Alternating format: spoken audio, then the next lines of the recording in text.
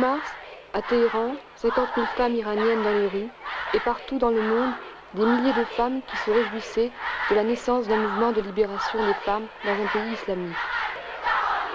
Dès le premier jour, et pendant toute cette semaine de révolution des femmes, 4 d'entre nous étaient avec elles dans les rues. Manifestations, sit-ins, discussions, réunions. Et nous étions nombreuses à Paris, Lyon, Bordeaux, Marseille et d'autres villes, à mettre toutes nos forces à faire connaître leur mouvement. Nous avons transmis jour après jour leur révolte, leurs fêtes, leur violence, leur victoire. Nous, les femmes du mouvement de libération des femmes, pratiques politiques et psychanalyse, qui affirmons que quand des femmes iraniennes brisent leurs chaînes, ce sont les femmes du monde entier qui avancent avec elles.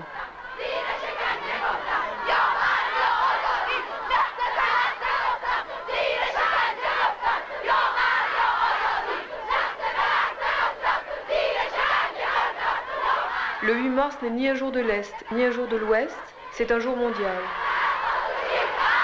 À l'aube de la Révolution, les femmes sont oubliées. Nous sommes des femmes iraniennes, nous ne resterons pas enchaînées. Sans la libération des femmes, la Révolution n'a aucun sens. D'autres slogans, nous ne voulons pas de voile obligatoire. Les femmes luttent et leurs luttes sont victorieuses. La police a tiré des coups de feu en l'air et essayé de les faire reculer. Les femmes ont crié « Nous n'avons pas peur, nous n'avons pas peur ». Et ce jour-là, dans Téhéran, partout, des femmes discutent passionnément. Une femme qui ne porte pas le voile nous a dit « Manifester dans les rues contre le voile, ça a été l'occasion d'une grande tendresse et d'une grande solidarité entre nous. Le voile, c'est une histoire d'hommes. C'est incroyable. Ce sont les hommes qui défendent le voile. »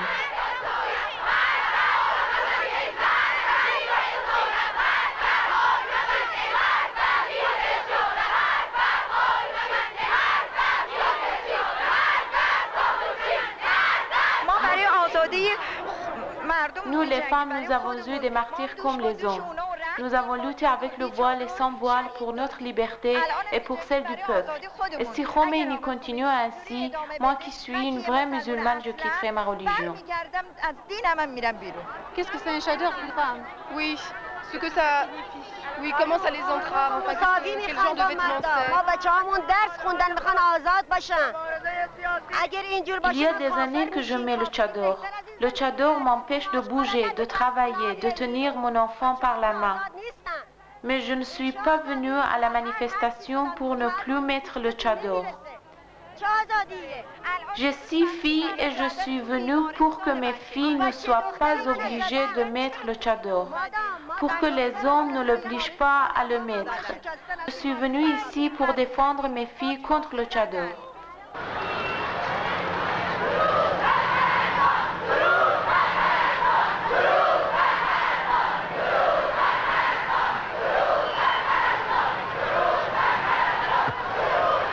En passant devant l'hôpital, les femmes crient « Salut les infirmières, rejoignez-nous ».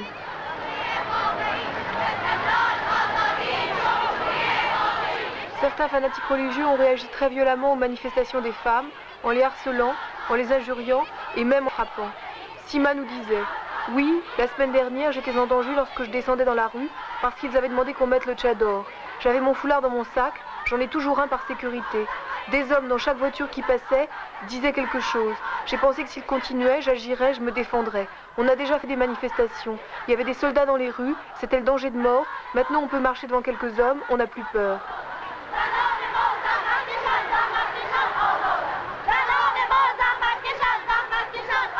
از اول که مسئله حجاب رو مطرح کردن ما همه زنا و اونایی که واقعا Quand notre révolution a commencé, toute la nation luttait pour le triomphe de la liberté contre la dictature et l'impérialisme américain. Tous ensemble, femmes et hommes, sortions dans les rues et crions ensemble pour tout ce qu'on a demandé et enfin on a pu l'obtenir.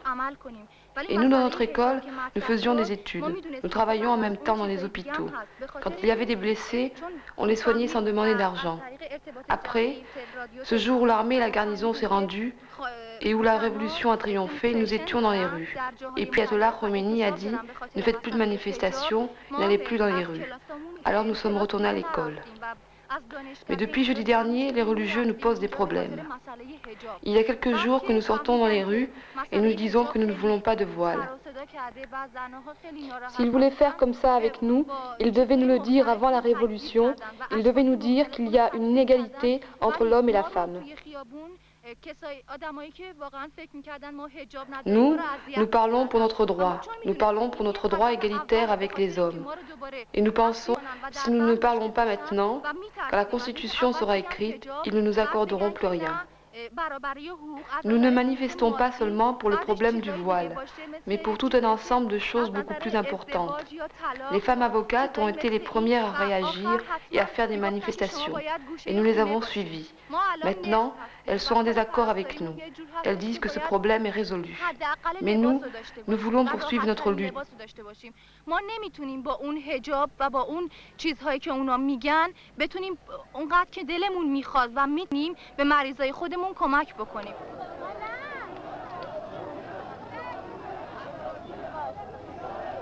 À Téhéran, nous avons parlé avec Kate Millett. J'ai été impressionnée par la ferveur et le courage des femmes. Je n'ai jamais vu des femmes qui s'organisent aussi rapidement et en si grand nombre. Il y a 15 000 femmes dans ces manifestations. Aux États-Unis, ça prendrait des années pour se rassembler comme ça. Il faudrait de l'argent, il faudrait écrire aux gens, il faudrait de la publicité. Ici, quelqu'un brandit un panneau pendant la manifestation avec « Site à la télévision » ou bien « Demain au ministère de la Justice ». Et tout le monde y va.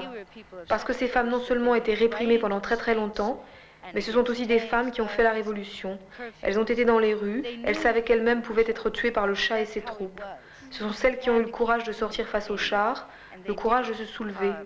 Et beaucoup de femmes m'ont dit que pour leurs droits, elles pourraient se faire tuer. Ça ne fait rien, la lutte doit continuer. Je n'ai jamais entendu des féministes dire des choses pareilles.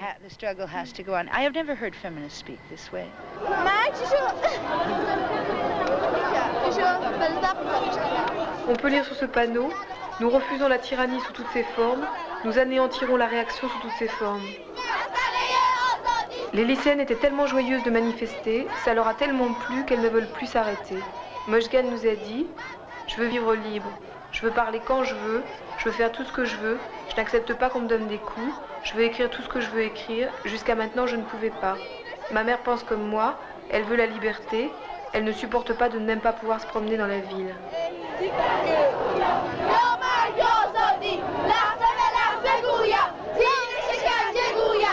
Après le 8 mars, de plus belle, les femmes iraniennes ont continué leur lutte. Le samedi 9, il y a eu une réunion à l'université. Le dimanche 10, un sit-in au ministère de la Justice, où les femmes ont déposé des revendications. Dès le samedi, Khomeini était revenu sur ses positions et avait déclaré que le port du voile n'était pas obligatoire.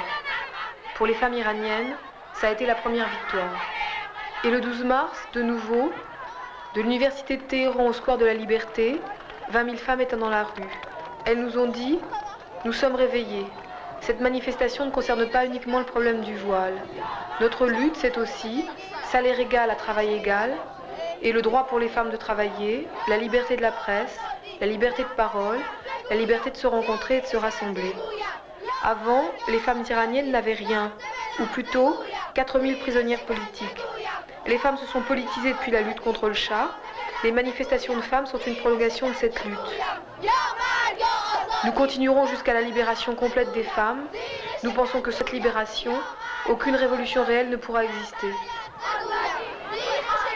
On voit sur ces images que pour refuser le face-à-face avec les fanatiques religieux, les femmes iraniennes leur tournent le dos, calmement. J'avais envie de te demander pourquoi vous êtes venue là faire un sit-in devant la télévision à Téhéran. Ah, bien sûr, parce que vous savez, à la télé ou à la radio, il y a la censure, quoi. Oui. On n'a pas le droit de parler pour les femmes. Il y a seulement le gouvernement islamique qui doit parler, qui peut parler. Et nous, les femmes, on n'a pas le droit de parler. Hier, on a fait une manifestation. On avait à peu près 10 ou 15 000 femmes, mais ils n'ont rien dit à la télé. Seulement, il y avait des femmes, des femmes qui travaillaient à la télé. Ils sont manifestés pour qu'ils veulent travailler, mais M. Rotsadeh, elle ne permet pas. Alors, ils ont dit seulement qu'il y avait des femmes qui sont manifestées devant la télévision et il y avait des femmes qui avaient des couteaux à la main Et c'était ça, c'est tout. Et nous, on est 15 000 femmes, on n'a rien fait. Ils n'ont rien dit. Ils n'ont rien dit, c'est-à-dire on n'a rien fait. La manifestation, c'était rien. Les femmes ne doivent pas juger, les femmes doivent mettre le tchador, les femmes doivent faire ça, les femmes doivent faire ça. On a fait des manifestations pour dire que le gouvernement libre n'a pas le droit de dire il faut ou il ne faut pas.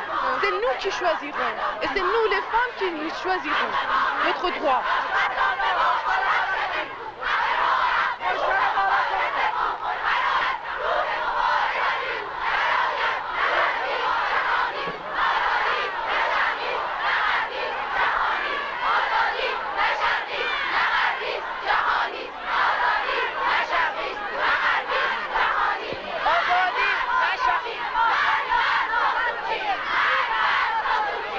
Ce film document a été réalisé par des femmes iraniennes et des femmes en mouvement avec elles.